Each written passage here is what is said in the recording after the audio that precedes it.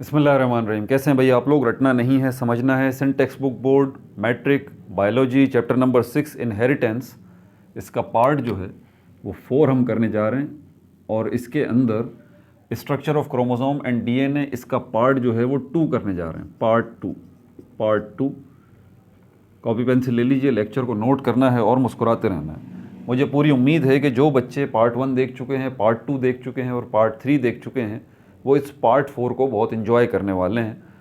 और जिन्होंने part 1, part 2, part 3 नहीं देखा तो आप लाजमी देख लीजिए। नए आने वाले हैं तो आपको पूरा सिस्टम समझ में आ जाएगा। पिछली वीडियोस के अंदर मैंने जो बात समझाने की कोशिश की है इनहेरिटेंस के अंदर, वो यही समझाने की कोशिश की है जो आप इस दुनिया में तशरीफ़ लेके आए हैं। आपकी अभी उम्र 20 साल है और 20 साल से पहले आप 10 साल के भी थे, 5 साल के भी थे, 1 साल के भी थे, 9 महीने के भी थे, 8 महीने के भी थे, आप 1 महीने के भी थे, अपने पेरेंट्स की गोद में थे, आप भी और मैं भी सभी। और 1 महीने के थे तो आप जो है उससे पहले 15 दिन के भी थे, 1 दिन के भी थे, आप जो है वो चंद घंटों के भी थे, आप 15 घंटे के भी थे, आप 1 घंटे के भी थे, फिर मिनटों के हिसाब से कि आप 30 मिनट के थे, आप जो है वो 10 मिनट के थे, आप 1 मिनट के थे, फिर सेकंड्स का चलता है तो 1 सेकंड, आप 1 मिनट के थे, फिर 1 मिनट के बाद सेकंड्स का चलता है कि आप कुछ सेकंड्स के थे, आप 10 सेकंड्स के थे, 5 सेकंड्स के थे, 1 सेकंड के थे। जी, आपकी उम्र इस दुनिया में 1 सेकंड थी ना? उस 1 सेकंड से पहले आप कहाँ थे? माँ के पेट में। आप भी, मैं भी और सब भी। यही बात मैं समझाने की कोशिश कर रहा। तो माँ के पेट में भी हमने अपनी उम्र गुजारी है। कितनी उम्र गुजारी है हमने माँ के पेट में? 9 महीने, 8.5 महीने, 8 महीने लगभग यही टाइम होता है। तो आप 8 महीने के थे या 9 महीने के थे माँ के पेट में, और उससे पहले आप 7 महीने के थे माँ के पेट में, 6 महीने के थे, 5 महीने के थे, 1 महीने के थे, 1 दिन के भी थे आप माँ के पेट में। जी बिल्कुल। और घंटों के भी थे आप, मैं भी। 15 घंटों के भी थे, 10 घंटों के भी थे, 5 घंटों के, 1 घंटे के, और फिर आप मिनटों के भी थे, मैं भी, आप भी। कितने minute? 30 minute, 20 minute, 10 minute, 1 minute, फिर सेकंड्स के भी थे, 40 सेकंड के भी थे हम। हमारी उम्र 40 सेकंड थी माँ के पेट में। जी, आपकी और मेरी, सबकी। 30 सेकंड, 2 सेकंड, 1 सेकंड। आप क्या थे उस वक्त? ये बात मैंने समझाई है पिछली वीडियो में। आप सिर्फ एक सेल थे, एक सेल, एक यूनाइटेड सेल जिसको जाइगोट कहते हैं, जिसके अंदर 2 न्यूक्लियस हैं। ये जो सेल है, जब आपका वजूद सिर्फ जब एक सेल था, तो ये एक सेल है किसका? माँ का, मदर का, बाप का नहीं, माँ का। माँ के पेट में ये एक सेल मौजूद है। लेकिन माँ के पेट में ये एक सेल जो मौजूद था, इसमें एक ही न्यूक्लियस था। ये दूसरा न्यूक्लियस जो है, ये कहाँ से आ गया इस सेल के अंदर?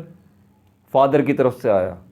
तो क्या सिर्फ न्यूक्लियस आया फादर की तरफ से? नहीं, सेल्स की शक्ल में आया। क्या नाम था उसका? स्पर्म। तो जो माँ के पेट में सेल थे उनको ओव्यूम्स कहते हैं, और जो बाप की तरफ से सेल्स आए उनको स्पर्म्स कहते हैं। इन लाखों करोड़ों ओव्यूम्स में से एक ओव्यूम जो है, और इन लाखों करोड़ों स्पर्म्स में से जो एक स्पर्म है, और उस स्पर्म का भी जो न्यूक्लियस है वो गया है इस एक सेल के अंदर। और अब ये एक सेल जो है, इसके अंदर एक न्यूक्लियस नहीं है, इसमें 2 न्यूक्लियस हैं। और ये एक सेल कहाँ पे है? माँ के पेट के अंदर है। और ये एक सेल जो यूनाइटेड हो गया है, जिसको जाइगोट कह रहे हैं, ये है क्या? ये आप हैं, ये मैं हूँ। समझ में आ रही है बात आपको? ये बात मैंने समझाई है। यहाँ से सेल डिवीजन का प्रोसेस होता है। पिछली वीडियो में मैंने आपको माइटोसिस मियोसिस भी समझाया कि अब जो है माइटोसिस का प्रोसेस शुरू होगा। ये आप जो अभी सिर्फ एक सेल हैं, अब आप 1 से 2 सेल हो जाएंगे, आप 4 सेल हो जाएंगे, आपका वजूद जो है वो 8 सेलों पर मुश्तमिल हो जाएगा। 16 सेल्स, 32 सेल, 64 सेल, और ये सिलसिला आगे बढ़ता चला जाएगा। और ये ढेरों ढेर सेल्स जो हैं माँ के पेट में बनेंगे पहले, और ये ढेरों ढेर सेल्स बनते रहेंगे तो आपकी उम्र भी बढ़ती रहेगी। एक सेकंड में तो ये काम नहीं होगा ना। एक सेल से जो आप पहले एक सेल थे, अब आप जो है वो ढेरों ढेर सेल्स में तब्दील हो गए हैं, तो ये इसमें टाइम भी तो लग रहा है ना। तो आपकी उम्र बढ़ रही है, आप अब 1 महीने के हो गए हैं माँ के पेट में, 2 महीने के हो गए हैं, समझ आ रही है बात। और ये सेल्स जो अब पहले आप एक सेल थे, अब जो आप इतने सारे सेल्स का मजमुआ है, यही सेल्स अब डिसाइड करेंगे कि इन्हीं सारे सेल्स में से कुछ को अलग होना है और हाथ बनाने हैं, कुछ सेल्स को अलग होना है और पैर बनाने हैं, कुछ सेल्स को अलग होना है हड्डियां बनानी हैं, कुछ सेल्स को अलग होना है हार्ट दिल बनाना है, कुछ सेल्स को अलग होना है आंखें बनानी है, कुछ सेल्स को अलग होना है दिल बनाना है। समझ आ रही है बात। लेकिन वो ये जो पॉइंट जिस पे मैं आपको लेके आना चाह रहा था पिछली वीडियोस में भी, कि कौन ये डिसाइड कर रहा है सेल के अंदर, कौन ये तय कर रहा है? कोई तो होगा भाई सेल के अंदर जो ये तय कर रहा है कि कुछ सेल्स अलग हो जाएंगे और वो हाथों के सेल बनाएंगे, कुछ सेल अलग हो जाएंगे। अब ऑब्वियस सी बात है, हमारा कॉमन सेंस यही कहता है यार कि शुरू में जो एक सेल था, एक से इतने सारे सेल्स जो बन गए माँ के पेट के अंदर, अब ये इतने सारे जो सेल्स बने हैं, अब ये सारे सेल्स अभी एक जैसे हैं, एक ही स्ट्रक्चर के हैं, एक ही बॉडी है, एक ही शेप है, सब कुछ एक ही जैसा है इन सारे सेल्स का। पहले एक सेल थे ना आप, अब जो आप काफ़ी सेल्स का मजमुआ हैं, ठीक है। तो ये जो बहुत सारे सेल्स हैं, ये सारे एक ही जैसे हैं, एक ही कलर के हैं, एक ही साइज़ के हैं बिल्कुल। लेकिन अब इन सेल्स में चेंजेस आएगी। क्यों चेंजेस आएगी भाई? सोचिए ज़रा, कॉमन सेंस इस्तेमाल कीजिए। ये आपका हाथ जो है आपकी नाक से मुख्तलिफ है ना, है या नहीं है? अलग है। ये हाथ को बनाने वाले सेल्स जो हैं और नाक को बनाने वाले सेल्स जो हैं, क्या इनमें फ़र्क नहीं होगा?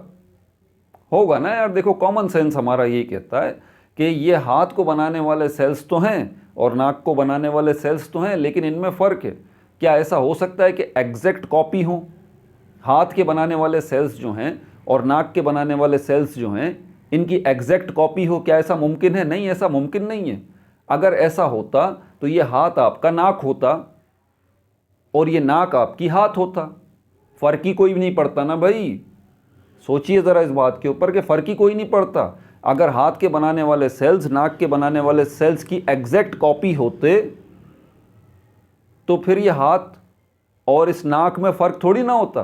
तो यहाँ पर हमारे जहन में ये बात आती है, एग्जैक्टली नाक को भी सेल्स ने बनाया है, हाथ को भी सेल्स ने ही बनाया है, लेकिन कुछ ना कुछ तो फ़र्क आया है, कुछ ना कुछ तो फ़र्क है हाथ के बनाने वाले सेल्स में और नाक के बनाने वाले सेल्स में। ये फ़र्क कहाँ तय पाया? जब आप माँ के पेट में थे। जब आप माँ के पेट में थे और आप बहुत सारे सेल्स का मजमुआ थे, तो कुछ सेल्स ने ये तय किया कि भाई अलग हो जाओ और हाथ बनो। कुछ सेल्स ने तय किया कि अलग हो जाओ और क्या बनो? हाथ बनो। लेकिन हाथ बनने के लिए ये सेल्स जो अलग हुए हैं, इनको अपने अंदर तब्दीली लानी पड़ेगी, अपने अंदर चेंज लाना पड़ेगा, तभी तो हाथ बनेगा।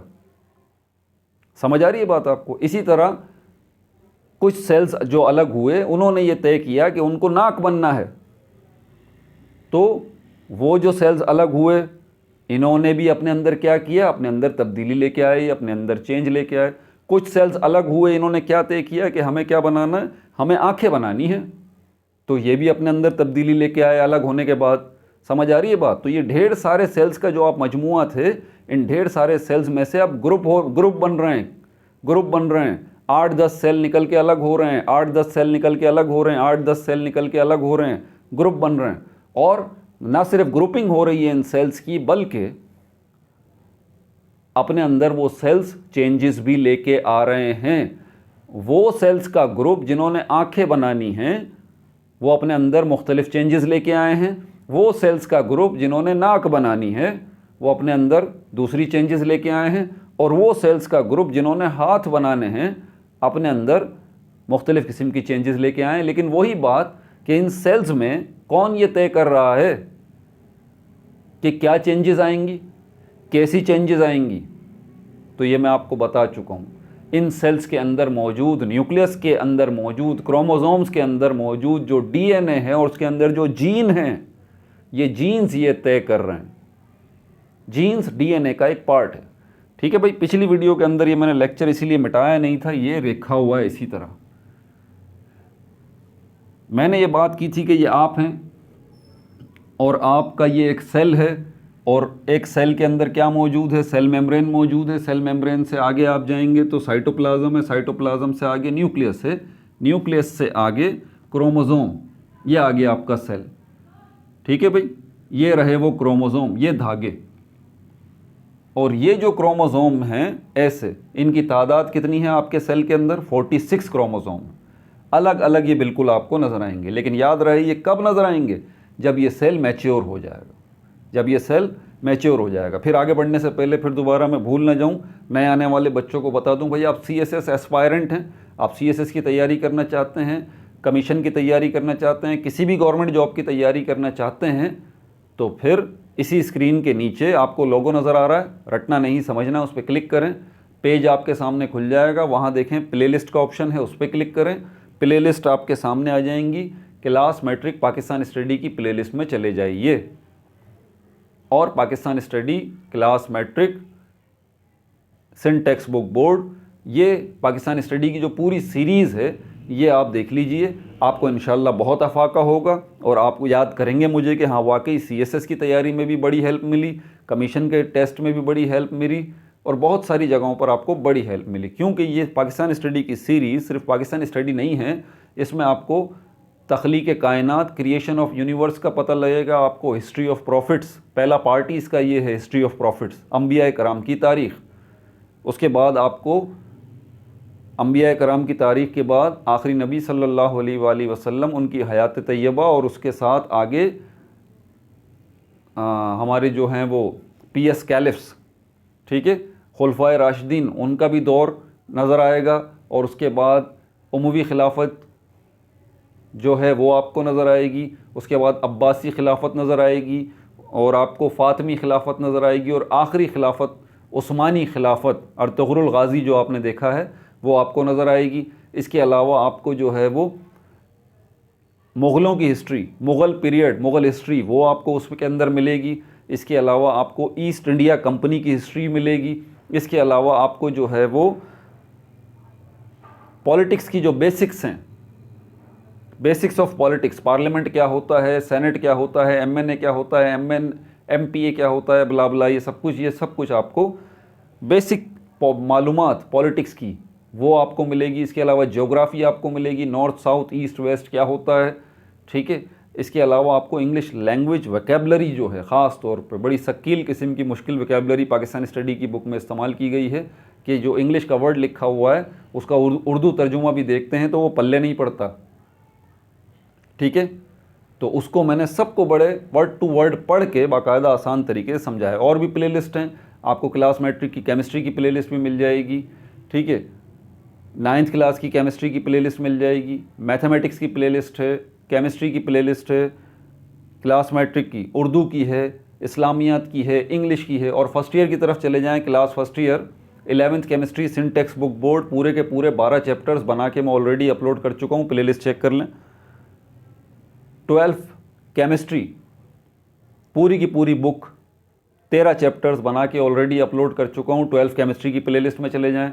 12th फिज़िक्स जो अभी न्यू बुक आई है 2024, उसका चैप्टर नंबर 25 क्वांटम फिज़िक्स चल रहा है अभी, तो उसकी भी प्लेलिस्ट बनी हुई है। और बहुत सारी प्लेलिस्ट हैं। पास्ट पेपर्स MD कैट के 20 साल के 2001 से लेके 2024 तक के जितने पास्ट पेपर्स हैं सब मैं अपलोड कर चुका हूँ, उसकी भी प्लेलिस्ट पड़ी हुई है, देख लीजिए, ठीक है भाई। और पिछला पार्ट देखना हो तो ऊपर देखें, लिंक आपको शो हो जाएगा पिछला पार्ट, और अगला पार्ट इसी वीडियो के लास्ट में इसी स्क्रीन पर आपको मिल जाएगा इसका, ठीक है भाई। तो अब यहाँ पर ये मैं बात बता रहा था कि आप हैं, आपका सेल मेम्ब्रेन, साइटोप्लाज्म, न्यूक्लियस में पहुँच गए। ये रहा आपका सेल, और ये रहा न्यूक्लियस, और ये रहा क्रोमोसोम। कितने क्रोमोसोम? 46 क्रोमोसोम, ठीक है। अब ये क्रोमोसोम क्या है? एक धागा है। ये 46 धागे, थ्रेड आपको नज़र आ रहे हैं। ये कब नज़र आ रहे हैं? याद रहे, जब आपका सेल जो है वो मैच्योर हो गया। मैच्योर हो गया मतलब पूरे साइज़ का हो गया, अब इसकी सेल डिवीज़न का टाइम आ गया। तो बहरहाल ये रहा सेल, और ये न्यूक्लियस, ये क्रोमोसोम। एक क्रोमोसोम को मैंने बाहर यहाँ दिखाया, ये देख लें, नज़र आ रहा है आपको क्रोमोसोम। इस क्रोमोसोम को जब आप इलेक्ट्रॉन माइक्रोस्कोप में और जूम करके देखते हैं और बड़ा करके देखते हैं तो आपको पता लगता है कि ये ऐसा नहीं है, बल्कि आपको ये दो चीज़ों का मजमुआ नज़र आ रहा है। कैसी चीज़ें, ये मैंने बनाई हुई हैं यहाँ पर, पिछली वीडियो में भी बताया था कि ये क्रोमोसोम जूम करने पर आपको कैसा नज़र आता है। सेंटर में आपको इस तरह के बॉक्सेस नज़र आते हैं, ये इस तरह के, ये बॉक्सेस क्या हैं, ये डब्बे क्या हैं, और इन डब्बों के इर्द गिर्द एक थ्रेड, एक धागा जो है वो लिपटा हुआ है। एक थ्रेड, ये मैं लपेट देता हूँ इस तरह से, ये एक थ्रेड, एक धागा जो है वो लिपटा हुआ है। तो ये क्रोमोसोम आपको ऐसा नज़र आता है जब आप माइक्रोस्कोप को जूम करते हैं, ठीक है। और ये नज़र आ गया, ठीक है भाई। अब ये जो बीच में डब्बे डब्बे नज़र आ रहे हैं, ये क्या है, ये प्रोटीन है। प्रोटीन की कौन सी टाइप है, इसको हिस्टोन कहते हैं, पिछली वीडियो में मैंने बताया, ठीक है। और ये जो आपको एक धागा लिपटा हुआ नज़र आ रहा है, ये एक धागा क्या है, ये एक धागा डीएनए है, मैंने यहाँ लिखा हुआ भी है। ये हिस्टोन हो गया, ये डीएनए हो गया। लेकिन अब आपके जहन में बात आती है कि यार ये डीएनए ऐसा तो नहीं है जैसा कि सर ने बताया, ये तो कोई धागा है। ये डीएनए थ्रेड की तरह का नज़र आ रहा है, यहाँ पर धागे की तरह का नज़र आ रहा है। लेकिन हमने तो पिक्चर जो है उसकी ऐसी नहीं देखी डीएनए की, हमने तो पिक्चर ऐसी देखी है। तो पिक्चर अभी बाकी है भाई, अभी बात अभी और कर रहा हूँ। तो इसी धागे को, इसी एक धागे को जिसको डीएनए कह रहा हूँ मैं, आप माइक्रोस्कोप में और बड़ा करेंगे, और बड़ा करेंगे तो आपको पता लगेगा कि ये एक धागा नहीं है, बल्कि असल में ये दो धागे हैं, दो थ्रेड हैं। एक थ्रेड ये रहा, दूसरा थ्रेड ये रहा। ध्यान से देखना है इनको, एक थ्रेड ये रहा और दूसरा थ्रेड ये रहा, और इन दोनों थ्रेड्स के बीच में एक तीसरा थ्रेड, एक तीसरा धागा भी हमें नज़र आ रहा है, ये रहा, जो इस यहाँ से यहाँ चल रहा है। ये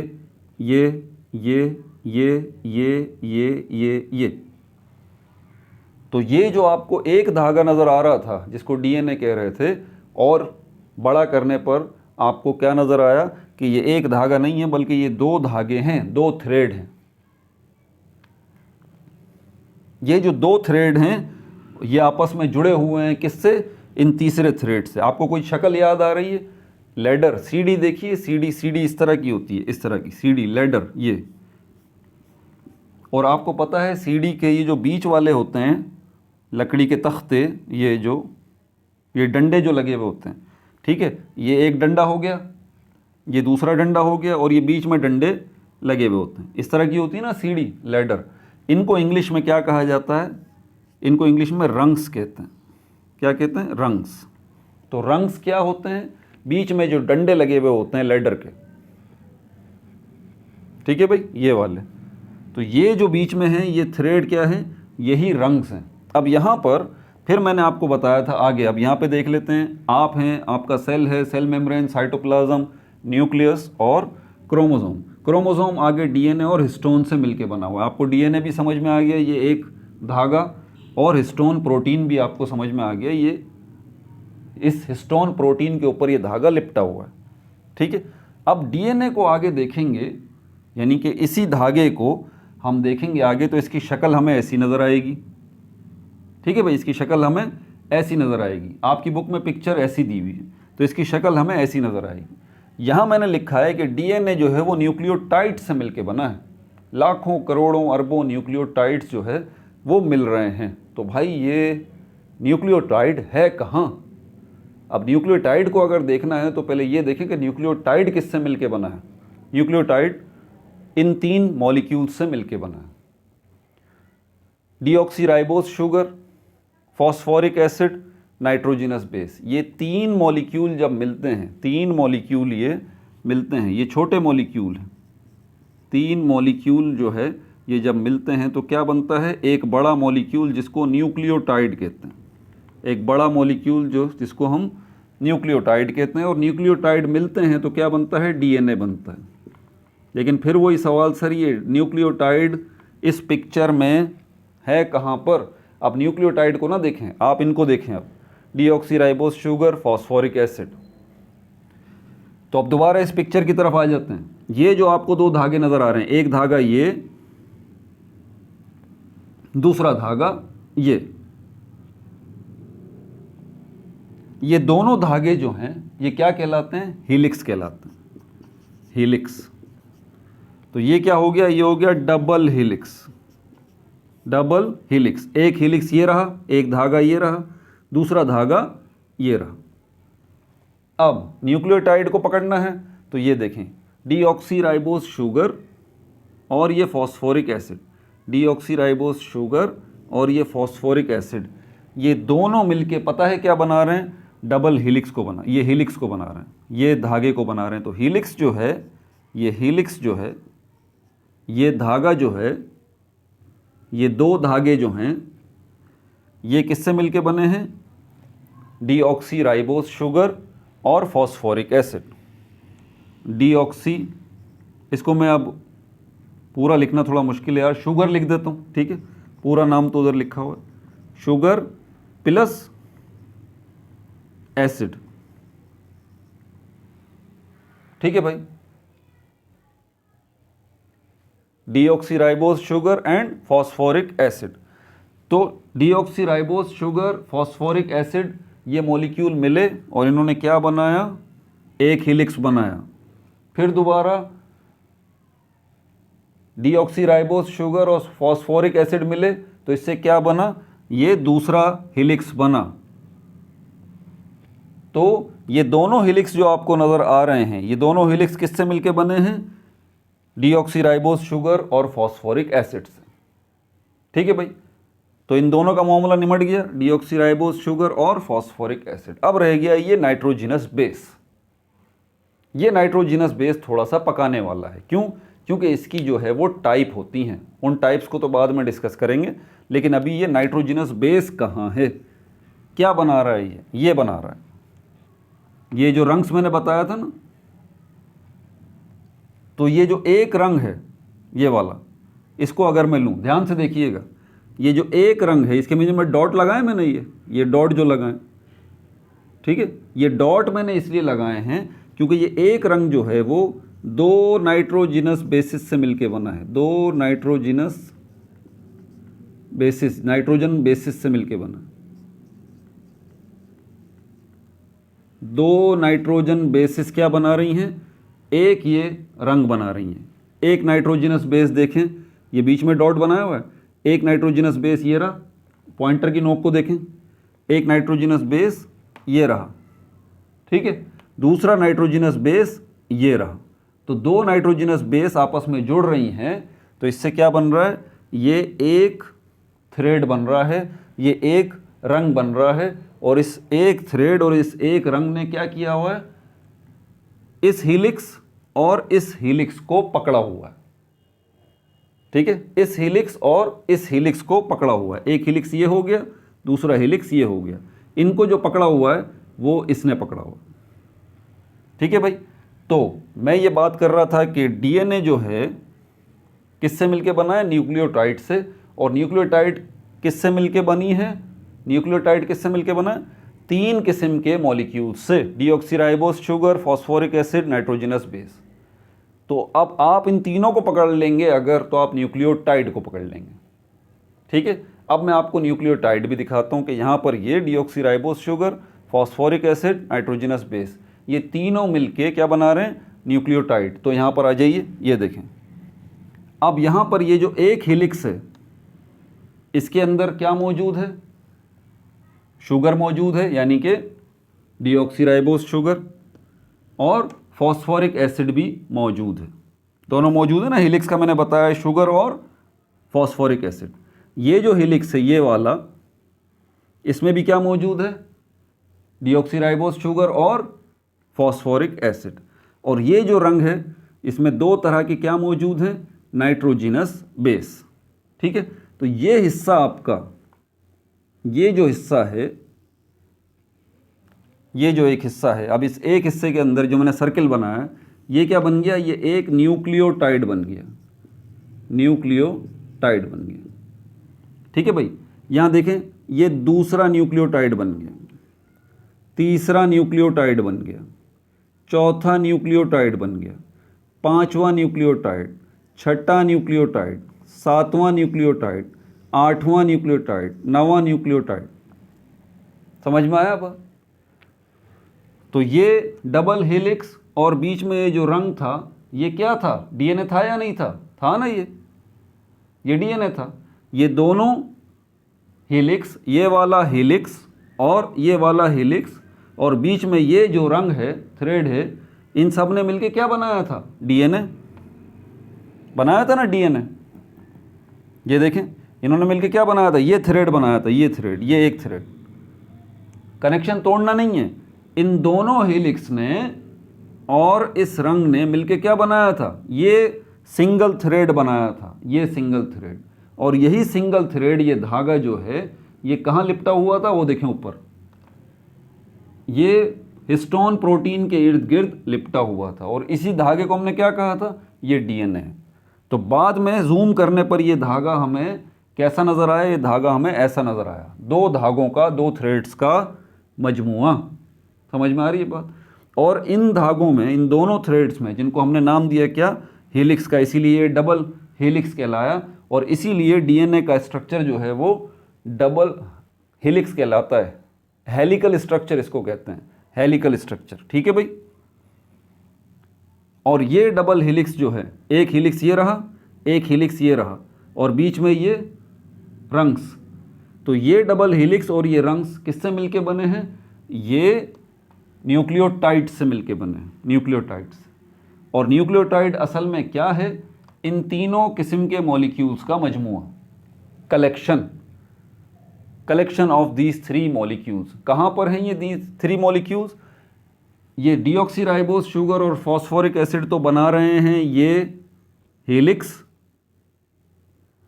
और जो नाइट्रोजनस बेस है वो बना रही है ये रंग।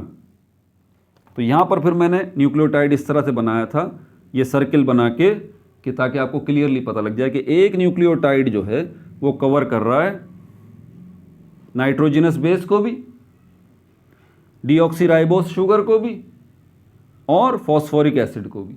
तो ये एक न्यूक्लियोटाइड, दूसरा न्यूक्लियोटाइड, तीसरा न्यूक्लियोटाइड, ये सारे न्यूक्लियोटाइड्स ने क्या बनाया? डीएनए बनाया। यही तो है डीएनए, है ना? और ये डीएनए कहाँ मौजूद है? ये डीएनए धागे की शक्ल में मौजूद है। किसके गिर्द लिपटा हुआ है? इस प्रोटीन के गिर्द लिपटा हुआ है। और ये जो शक्ल अब आपके सामने नज़र आ रही है, ये हिस्टोन प्रोटीन के गिर्द ये जो धागा लटका हुआ है, कलेक्टिवली इसको हम क्या बोलते हैं? इसको हम बोलते हैं क्रोमोसोम। ये रहा। तो आपको अगर डीएनए तक पहुंचना है तो आपको अपना सेल लेना पड़ेगा, उसके न्यूक्लियस में जाना पड़ेगा, न्यूक्लियस में जाके उसके क्रोमोसोम को लेना पड़ेगा। क्रोमोसोम को जूम करेंगे तो आपको धागा एक लिपटा हुआ नज़र आएगा। इस धागे को अलग कर लीजिए, इस धागे को आप माइक्रोस्कोप में देखेंगे तो ये धागा आपको दो धागों से मिला हुआ नज़र आएगा। ठीक है? हेलिकल स्ट्रक्चर में, और दो धागों के दरमियान एक और धागा आपको नज़र आएगा। मतलब तीन धागे होंगे जो कि सिंगल धागे को बनाए हुए होंगे, थ्रेड को बनाए हुए होंगे। और यहाँ पर ये जो दो धागे हैं जो वर्टिकली जा रहे हैं गोल गोल घूमते हुए, ये दो धागे हेलिक्स कहलाते हैं। और ये दोनों धागे जो हेलिक्स कहलाते हैं ये किससे मिलके बने हैं? ये डीऑक्सीराइबोस शुगर और फॉस्फोरिक एसिड से मिलके बने। और जो बीच में ये धागा है जिसने इन दोनों धागों को बांध रखा है, ये किससे मिलके बना है? दो किस्म की नाइट्रोजनस बेस से मिलके बना है। अब यहाँ पर अगली वीडियो के अंदर हम जो है फिर थोड़ा और कॉम्प्लिकेटेड मामला होता चला जाएगा। अगली वीडियो के अंदर हम ये नाइट्रोजनस बेसिस की टाइप्स को डिस्कस करेंगे। ठीक है? आपकी बुक में लिखी हुई हैं ये नाइट्रोजनस बेसिस जो हैं, इनके नाम जो हैं वो एडिनाइन है, थाइमाइन है, साइटोसाइन है, ग्वानाइन है। चार। इनको लेटर्स से रिप्रेजेंट किया जाता है, ए, टी, सी और जी। ए, टी, सी, जी, इन लेटर्स से इनको रिप्रेजेंट किया जाता है। क्या है ये एडिनाइन? नाइट्रोजनस बेस की एक टाइप है। क्या है ये थाइमाइन? नाइट्रोजनस बेस की एक टाइप है। क्या है ये साइटोसाइन? नाइट्रोजनस बेस की एक टाइप है। और क्या है ये ग्वानिन? ये नाइट्रोजनस बेस की एक टाइप है। यही नाइट्रोजनस बेस की दो टाइप्स मिलके एक ये एक रंग बनाती हैं। फिर 2 टाइप्स और मिलती हैं, ये दूसरा रंग बनता है, ये तीसरा, चौथा, पांचवा, इस तरह से। समझ में आ रही है बात? इसको हम जो है अगली वीडियो में डिस्कस करेंगे। याद रहे कि अभी structure of chromosome and DNA part 2 है, ये पार्ट 3। अभी हमने जीन को डिस्कस नहीं किया, अभी जो जीन का हमने सिर्फ एक छोटा सा ओवरव्यू ही लिया है। जीन ही तो सेंट्रल आइडिया है इस पूरे चैप्टर का, इनहेरिटेंस का। तो जीन को तो हम बाद में डिस्कस करेंगे, ठीक है। अब हमें हमारा अगला टारगेट डीएनए के बाद क्या होगा? जीन। हम ये देखेंगे कि यार जीन कहाँ है डीएनए के अंदर, जीन कहाँ है डीएनए के अंदर? तो न्यूक्लियोटाइड है, न्यूक्लियोटाइड के बाद ये 3 किस्म के मॉलिक्यूल आ गए, जीन कहाँ गया? पता चलेगा, अभी बताएंगे आपको धीरे धीरे। मैंने कहा था जल्दबाजी नहीं करनी आपने, ठीक है भाई। अपना बहुत ज़्यादा ख्याल रखिएगा। No like no subscribe, only share.